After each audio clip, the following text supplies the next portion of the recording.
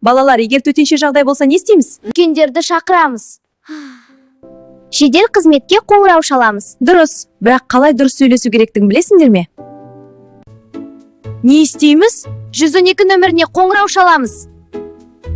Сәлеметсіз бе, қандай жағдай болды? Сәлеметсіз бе, менің атым Айша. Біздің үйде ас үйде түтін шығып жатыр. Мекен жайды айтыңыз. Астана қаласы, Бейбітшілік көшесі 25-ші үй, 10-ші пәтер. Үйде үлкендер бар ма?